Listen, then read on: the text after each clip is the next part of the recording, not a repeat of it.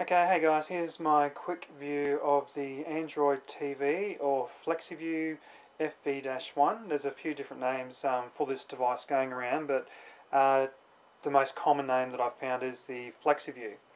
Now, I've already unboxed it and everything, but I just thought I'd show you the packaging that it actually came in. So this is it here, all the way from Shenzhen in China. It came in a fairly well padded box, but this is the actual box that it comes in. You see there, just says here, bring your TV to life with Android, Android TV Internet box. Goes through some of the features on the front there, includes Wi-Fi, Bluetooth and HDMI, and of course it's installed with Android 2.2, which supports Flash 10.3 at the moment as well. So the box is fairly substantial, I guess, for what it is, for a Chinese box, but I'll just quickly show you what's inside. Now the Flexiview device actually sits in here right on top. It's actually packaged fairly well. This is just a plastic container with some felt on it. On the inside you have a little pull-out thing there, which includes all the cables and that are underneath. Like I said, this is already unboxed, there's nothing obviously in here. You do get a little manual. It's pretty straightforward, although very, very small text. Don't know if you can see that. It's actually much better to view the online documentation that's pre-installed on the Flexiview device. But I mean, this is good just for a quick look at anyway. Everything else comes in plastic bags, including the HDMI cable that comes with it. It's actually quite a good quality HDMI cable. If you are buying this in Australia, then you will get an Australian plug sent with it, and that little adapter works well, and it doesn't heat up or anything like that. So yeah, so there's the packaging for it anyway, and now I'll go on to the review of the device itself. Alright, so before I show you what the device looks like on TV and how it all works and so on, I thought I might give a quick size comparison between itself and the current Apple TV 2. So that's the Apple TV there. This is the Android box next to it. So as you can see, it's probably about 1.5 times the size of the Apple TV. On the front of it there, you can see it's quite a glossy finish. There is a protective coating that goes on top, which people sometimes aren't aware of. I've seen complaints online where people have complained that it's been scratched, but it's actually a very thin coating, and it actually peels off and is quite a nice glossy surface. You can see some fingerprints there. On the device itself, you've got 2 USB ports on the front. This panel here houses the infrared for the remote, and also a couple of LEDs. Nothing on this side. Around the back here there's a USB port, the HDMI port, Ethernet port, and of course the power port. Takes DC 12 volts. On this side here is the SD card port. Basically it takes any standard size SD card. So there's one there. I've actually got a 16GB micro SD inside this adapter. All you do is just insert it inside and you'll hear it click, hopefully. So yeah, that's the device there, very lightweight. I'd say it's actually a tiny bit lighter than the Apple TV. Now the actual remote that goes with it looks like this. It takes 2 AAA size batteries in the back. It's actually, I've seen a few complaints about it. It's not that badly built. It's quite sturdy. It doesn't really flex or anything like that. People sometimes have problems with the OK button, but I haven't had any problems yet. Just a basic rundown of the remote. Power button's up here. Navigation controls, of course the OK button. Volume controls, back button, home screen button, the menu button, which brings up settings in whatever menu you're in. This is, I think, the search button. Of course, controls for music and videos, whatever you've got playing on TV at the time. So that's the actual device, and now I guess we'll go on to how it looks like on TV. Alright, so I've got the TV all set up, ready to go. Hopefully the picture's clear enough for you guys to see. I'll just turn the device on, and this is pretty much, this is it coming out of sleep mode. So there's the screen that I've sort of customised myself at the moment. As you can see, I've got Angry Birds installed, Gmail, I've got eBay, Netflix installed, and that as well. Google Maps. You can just navigate between the screens by clicking and dragging, just like a swipe movement, like so. Now I've only really started setting up apps and things on here that I want, so obviously I'll customise it a bit more as time goes on. One of the first things I've done is, sorry, I'll get back out of here. One of the first things I've done is actually rooted the device. You can download an application off the Android market called Z4Root.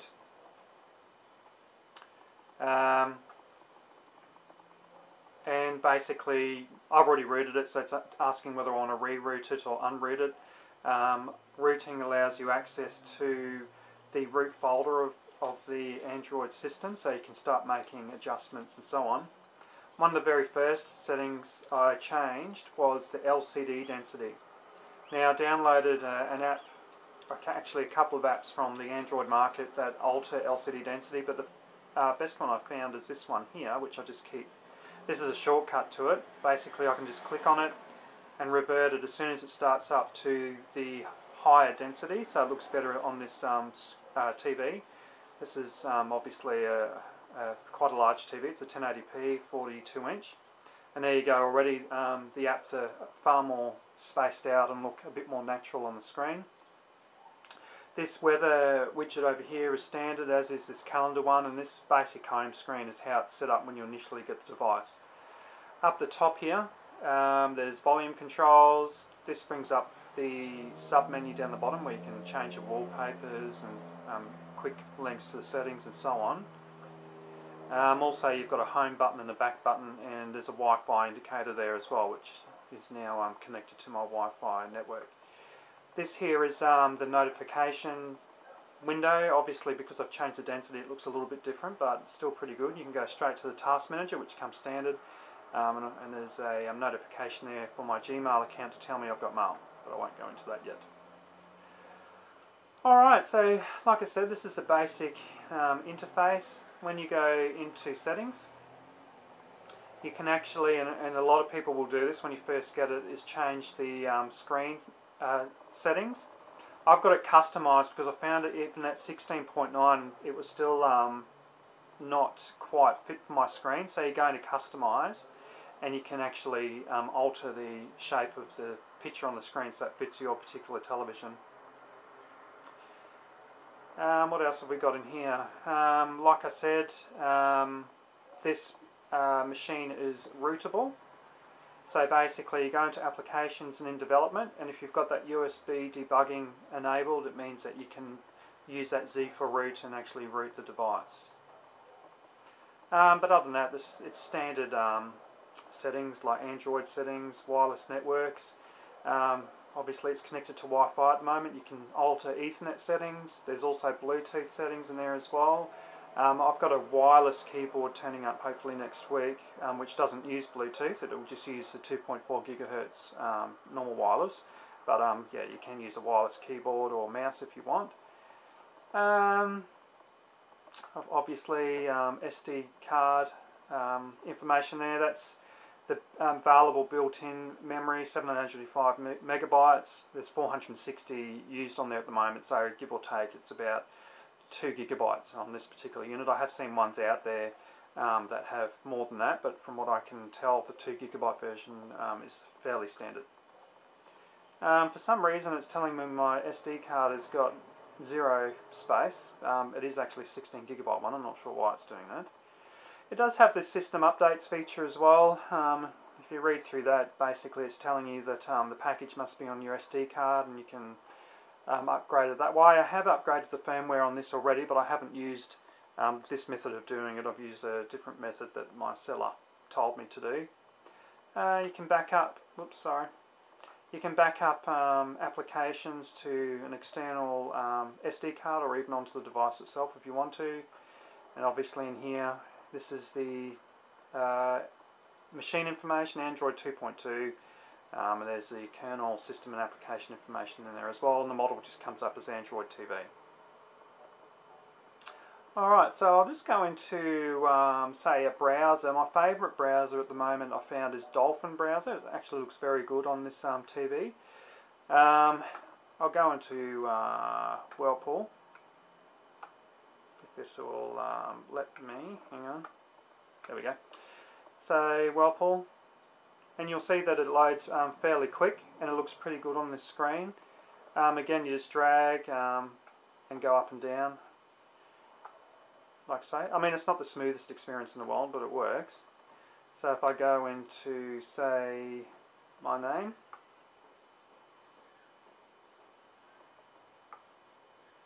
and then into this particular thread where I've been posting about this device, you'll see it all there. So that's what Whirlpool looks like on it anyway. If you want to post a reply, like I said, I haven't got the wireless keyboard at the moment, but you can do it.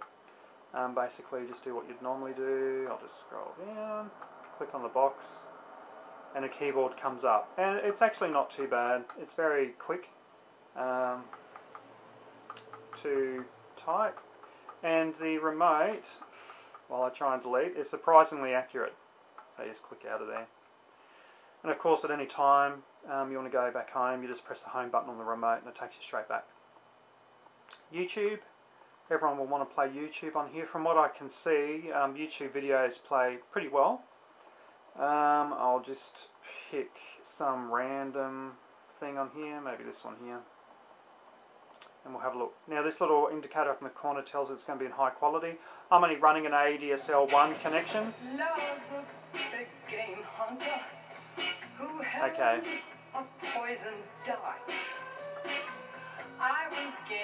So you can skip through, just like any other okay. So I'll back out of that.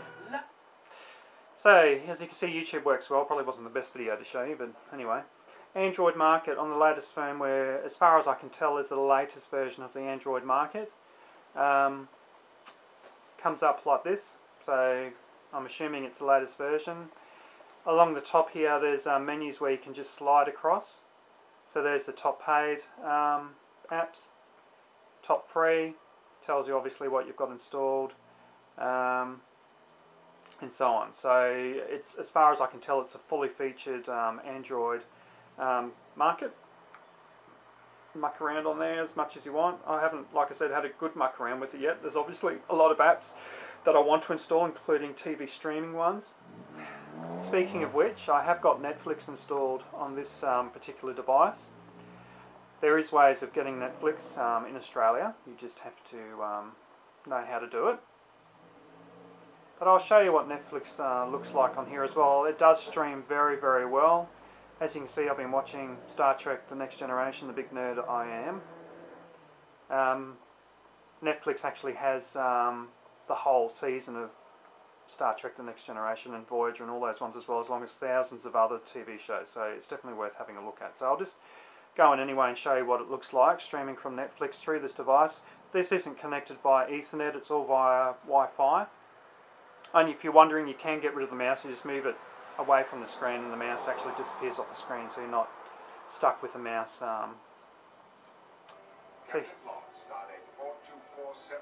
just turn it up a bit. The Enterprise has been diverted to the Ramatis star system. It seems that both sides of a bitter planetary conflict have petitioned Starfleet to transport to their world a mediator they have mutually selected. Our orders of transportation only, no interference. Produced to have impulse. Reducing velocity to 1 half. So there you go. Netflix works very well. Streams fairly quick.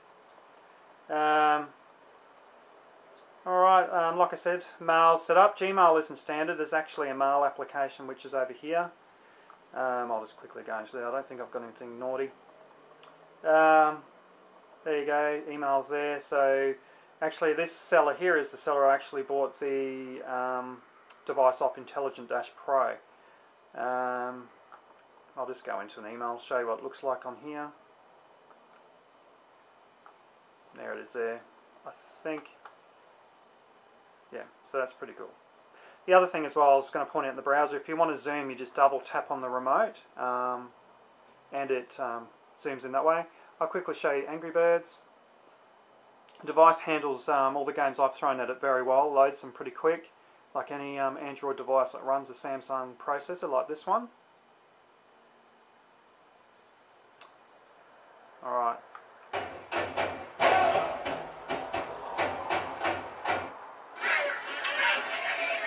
Alright, so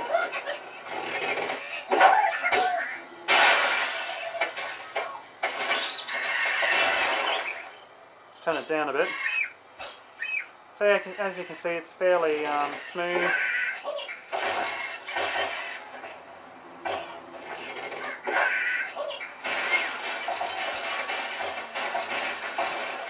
If I get this, it'll be a miracle. I don't think I will. No. Alright. So as you can see, it's quite zippy. Straight back to the home screen. Now the apps that come installed with it, obviously I've installed a fair few, let's get out of there, fair few apps. So it's hard to tell you what's standard, but this file manager comes standard, Facebook, Ethernet settings. There is a lot that are standard, but obviously, like I said, I've installed a few. I've tried to download some free TV streaming ones, TV show stream. I can't get to work, and this SBTV does have some, but not a lot. So still mucking around with it. It has got Quadrant Standard installed. The last test I did with the new firmware, it came out at about 1390, which is pretty good. I'll just quickly show you Fruit Ninja as well. Probably the two biggest games on the Android market that people play.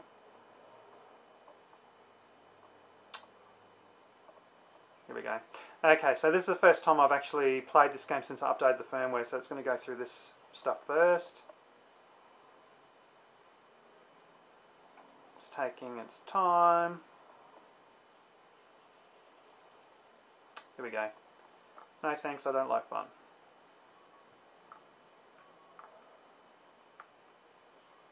Alright.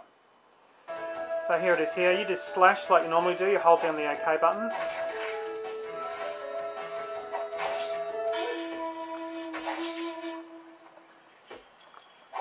So as you can see, very fluid with games. No real stalling or anything like that.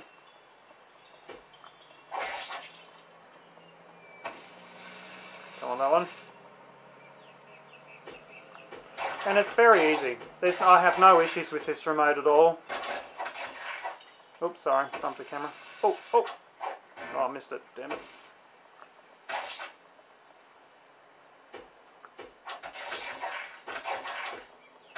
Now it looks like it's going berserk, but I'm actually just flicking it really quick. Alright, anyway, there's that game anyway. Alright, I'll quickly, before I finish, go into maps. I don't think this was standard with the device. I had to go and download this.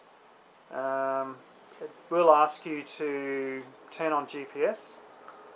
Whoops. Okay. Obviously didn't like that, but I'll show you what it looks like anyway. We'll zoom into, I don't know, somewhere in Europe here. Maybe the UK. So I'm just double tapping on the remote at the moment. Let's go into good old London. Alright, so you can also obviously change the view as well. So we'll have a look at the satellite view. As you can see, it loads pretty quick, no slower than a normal Android phone. It's obviously on my ADSL connection trying to catch up to what I'm doing. So there you go. So it works pretty cool. And all you do then is obviously just move around. Works very well. Alright, well that's my quick review for this device. Probably not as quick as I thought it was going to be. You'll probably see some reviews out there for this where people and ah about it, saying it's not the best streaming device for getting stuff off your computer. It's not the best this, that and the other. But look, to be honest, this is a heap of fun, this device. It's awesome being able to play all these games, browse the internet, eBay, Netflix, all that sort of stuff on your TV. The device is very quiet, no fans or anything, runs cool, and it's cheap. So why not give it a go? I've had a lot of fun with it. Anyway, I hope you enjoyed my review.